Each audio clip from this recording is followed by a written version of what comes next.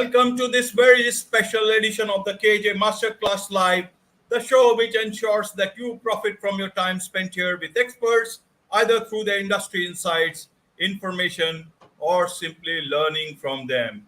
And today we have Evgeniy Kharam, cybersecurity architect, advisor, keynote speaker, podcaster, so many things. Welcome to the show, Evgeniy. Ash, thank you very much. Very, very happy to be here today and speak to you and with the audience as well. Thank you. Thank you. You are welcome to the show. Welcome to India in this online form. And I'm sure not just in India, but a lot of people across the globe will benefit from it, from what you will be going to talk about. And we'll be talking about cybersecurity, the future of cybersecurity with you, we will be talking about. So my first question to you, Evgeny, is to understand, governments normally, they promise, whether they are democratic or anything else, they promise security, safety, and life, freedom of property, life, and everything. What about cybersecurity? Who provides this cybersecurity in today's time? Can any government provide it, or it will be all about the FANG companies and the lot? How does it work? And help us understand where we are today. This is actually a very interesting and good question. I think this is the first time somebody asked me this question, so thank you very much. I think government need to, first of all, secure the data that the government hold. So they need to be responsible on the data they give to us. So our social security number, our passports, our health information is a government entities, and they need to do the security and the protection of the data. You and me shouldn't be worried about somebody else stealing our identity from the customs or from any other government entities. Unfortunately, it happened. We also saw other issues when even the security and cybersecurity companies got hacked and data was stolen. But this is, from my perspective, a fundamental part from government. Second, government need to educate users, not users, basically people that live in the government, in the country, also small, medium businesses, on what is the best way to protect. The same as they're educating the people what to do with taxes and what they do sometimes with kids and how to teach the kids, they need to educate there. But it shouldn't stop there. They also need to provide funds, certifications, and other ways to make sure it's happening. And the funny part that I may be fully secure as an individual. I have my own business. But what happened with my accounting? My accounting person is an amazingly smart person, but does she or he know everything about how to protect my data? What happened with my financial person in the bank? What happened with my, I don't know, dentist? With person that fixing my car? They all know information about me, and they need to be protected. So government will not able to do everything, but there is small steps that they need to do and educate people in other steps. Every government has different approaches. I live in Canada, in Toronto. I know, for example, Israeli government in Israel, they have even a special unit that if you have a problem, if you got breached, if you got hacked, they have a call to call, same as you call an ambulance or police or firefighters, and they will help you for free in case you have a problem. I am not sure if any other governments doing this, but I really hope other governments in the world will also have a number when somebody can call, anybody can call and say, I'm not sure what's happening. I think I lost money. I think somebody is trying to steal money from me, or my laptop is not responsive and I see only, words pay me money, and somebody will be able to guide them. Right, Eugen. You know about the world much better than a lot of people. You were born in the USSR, then you emigrated to Israel at a young age. You worked in the Israeli army, and then you started your career, cyber career at Checkpoint, and then you know about firewalls, and then you moved to Canada. So many places, so many companies, and including this big company called Harjavik Group, if I'm pronouncing it correct. Yes. So all these places, different places with different security mechanisms, cyber security mechanisms. So you know about it. That is why you are the master for today in this master class. In terms of my business protection, my personal data protection, they are all so intertwined. Whose business is my securities business? Because if a lot of governments now, there have been cases that they are utilizing your data and trying to reach you, or to try to convince people that so that they are the best in power and they should continue to be there. There have been different issues. Even there was this Pegasus software. So many other things keep on coming in. So if my business or my data is not the business of the government, then how do I protect myself as an individual, as a small business? How should I look at? Should I consider I am not secure, leave everything to God and just wait, just do your business? How does it work? So this is different ways to approach this. I think fundamentally, I'm gonna give you an example. If I will ask you who is responsible of safety of education of your child, for example, or you may say it's a government, it's a university, it's school, it's the teachers. Yes, but I think fundamentally, if we want our kids to be educated, we need to safeguard and we need to understand what's happening. And if we don't like one school, we may want to move to a different school or university. Again, in the beginning. Same with the cybersecurity. Yes, we can say other people may help us and their responsibility, but fundamentally, it's your responsibility to make sure it's secure. Now, you may say, oh, but I don't know cybersecurity. The same may claim if you want your kids to learn piano, it doesn't mean you need to teach them piano. You may hire a piano teacher, or mathematics, or gymnastics, or chess, or whatever it is. Same with cybersecurity. There is a ways to learn cybersecurity, and there is ways to find people. Unfortunately, the issue with small medium business is cybersecurity professionals can be very expensive. So for small medium business, it may be pricey for you to go and hire somebody full time, definitely, maybe part time, or maybe some consulting. So you can find a middle ground. Okay, I'm gonna find someone that's gonna come configure everything for me, teach me the basics, and I will continue doing this and maybe sign up something we call managed services, maybe an hour or two a month, where if I have questions, I'm going to call them. The same way, if you have questions to operate your accounting software or to maybe operating your TV, you're going to call your cable provider if you have a problem with this. The good part is there's quite a lot of information available on the internet. There is some basic guidelines that you want to do. And this could be similar to your house. You know, in your house, when you leave your house, you're going to lock the doors. And if you leave your house for vacation, you're probably going to go and do a tour around your house and make sure not just the doors, but the windows are closed. There is no issue in your basement. You have a basement or anything else that are related to the house if you're living for a long time. Now, if you're not familiar what you need to check, you're going to call an expert and check, hey, do I need to close my furnace? Do I shut down my water? Like, what else I need to do? Same here with the cybersecurity. There is some basic safety things we want to do for everyone. For example, you may heard about two-factor or multi-factor authentication. When you want to log into a bank or when you want to log into your application, you're not just putting username and password, you have another way to verify that it's you. It could be using your phone, it could be using something else. And you may say, oh my God, Evgeny, but this is so hard. This is so take me a lot of time. In some cases, it's a necessary evil. In some cases, it's not so hard because you may log in once from your home. You will do the second factor from your phone, and it will remember that you're coming in from your home.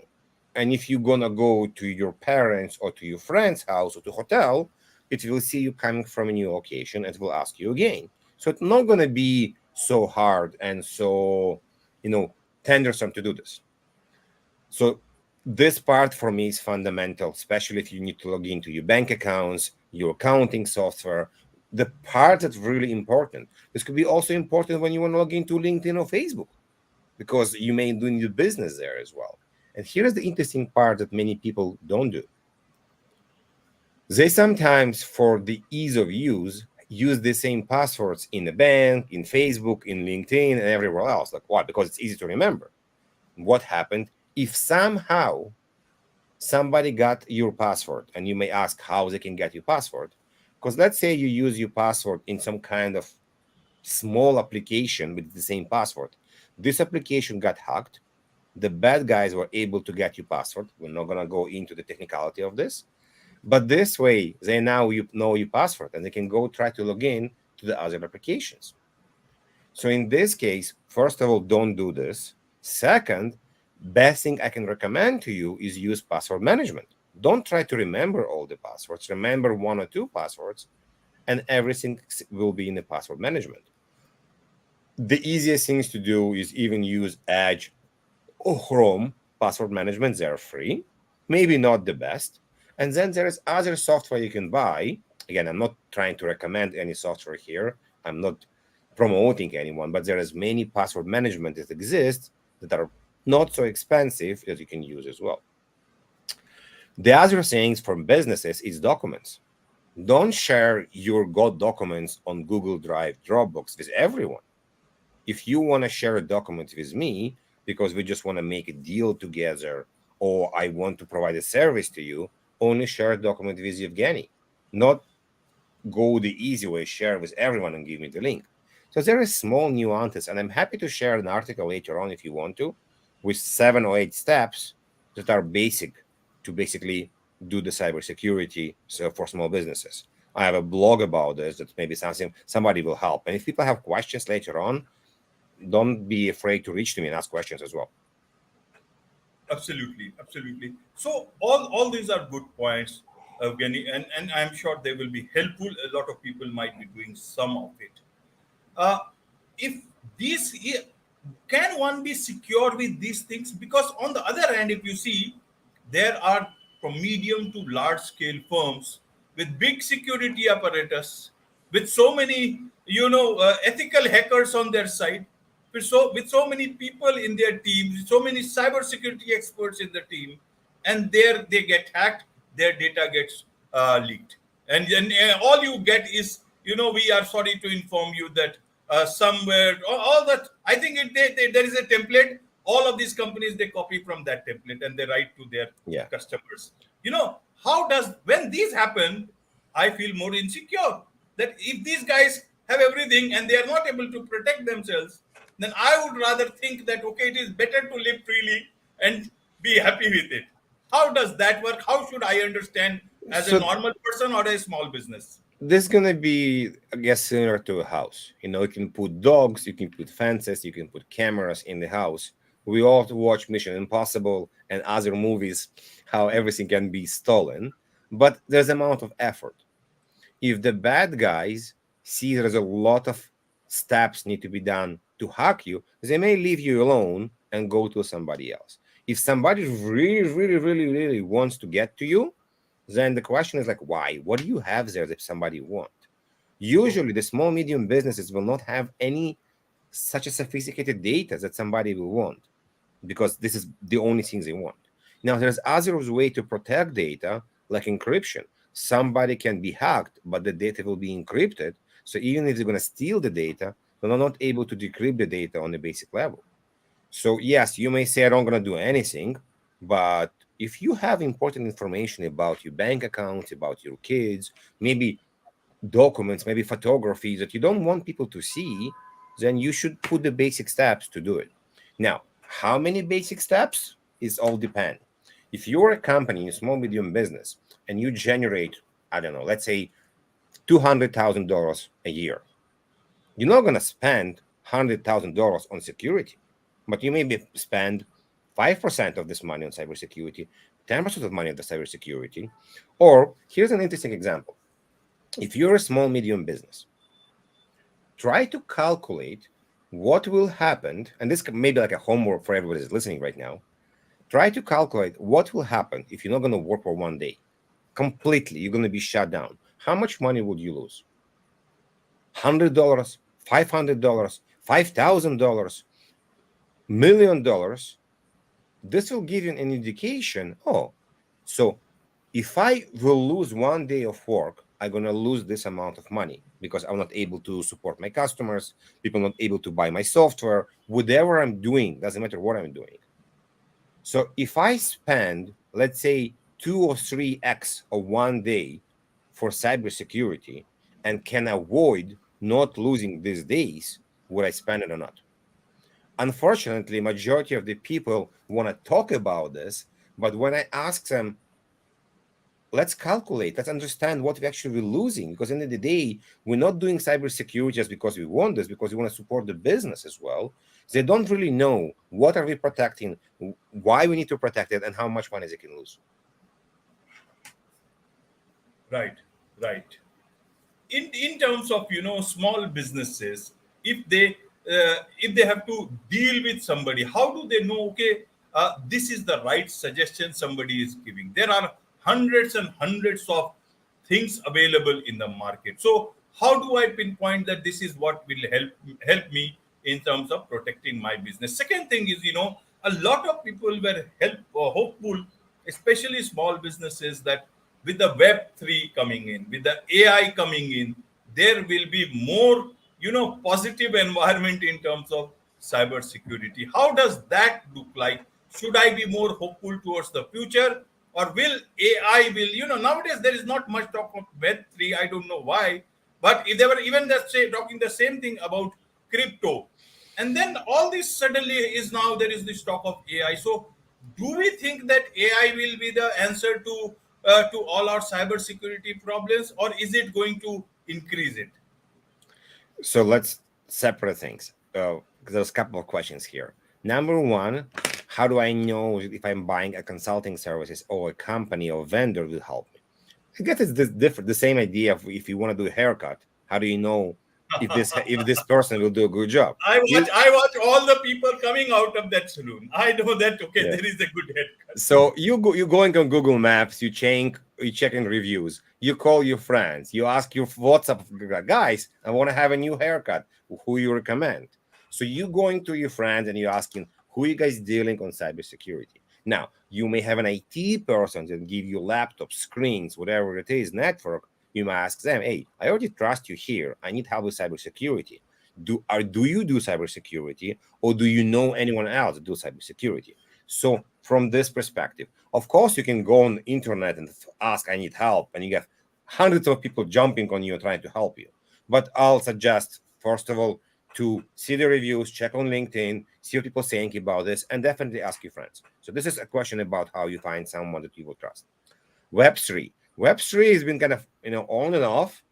2 years ago, everybody going to Web3, and then like, nobody cares about Web3. And then we go to Web3, and then it's all up and down. We're slowly getting there. The Web3 will change some things, will make things easier in some cases, and definitely going to create new problems as well. We definitely see in technology, we come up with something. Look on ChatGPT.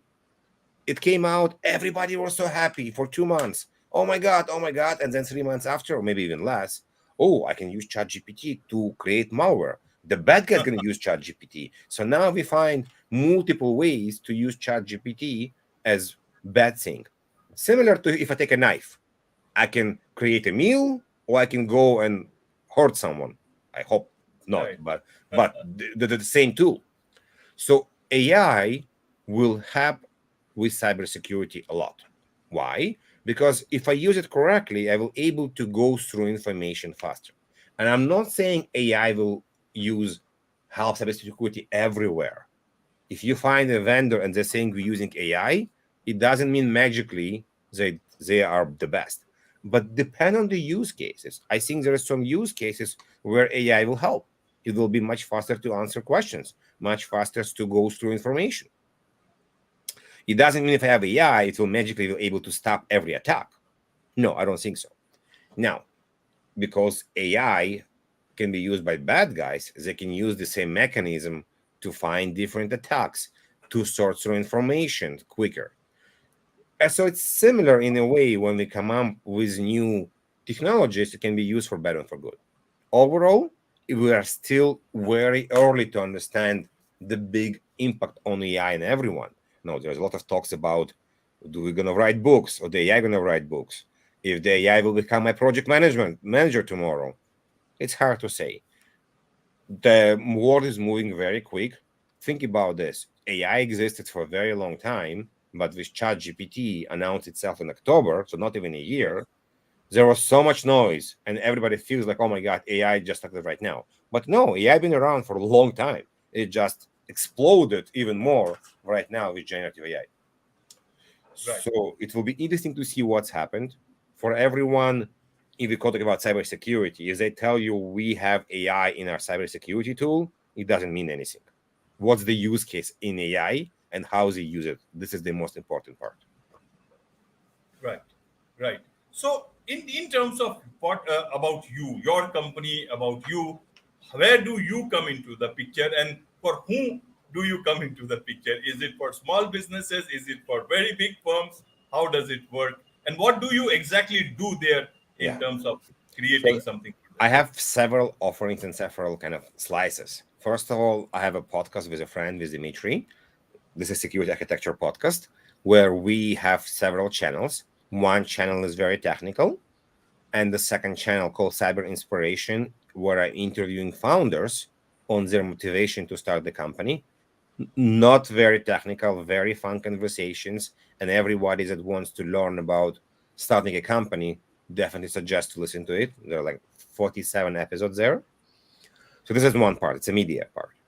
The consulting business is I actually not consulting with end users mainly. I'm consulting with companies that providing consulting. So I'm consulting to Okay. consulting. So this company called Managed Service Providers, this company called VAR, Value Added Resellers, and some cybersecurity vendors as well. So I help them to create a better product. I help them to go to market.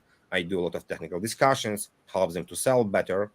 For the small medium businesses, I'm not working directly because I'm not working with customers directly, but they're close to my heart and I'm trying to help where I can. This is why I think it's important. And if somebody has a question, I'm more than happy to jump on a call and help. I'm not going to stay there for a month, but definitely happy to help for half an hour to have a discussion. Absolutely. And how what's the best way for them to connect with you, to learn more from you, and also to engage with you professionally?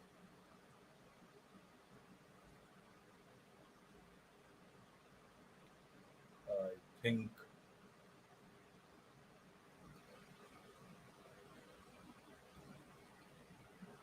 questions. Yeah, it's almost back. Just hang on a minute.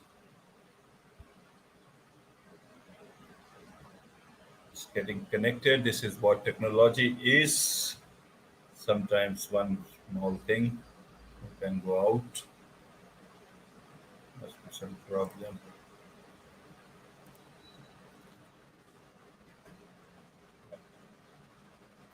He's trying to connect back. Evgeniy is trying to connect back. Be here.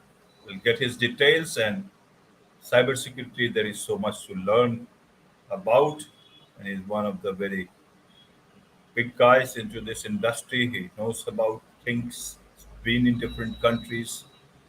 Knows about the securities apparatus, how different companies, different organizations, they put their security in place, and I'm sure he'll be able to, you know, join back as soon as possible.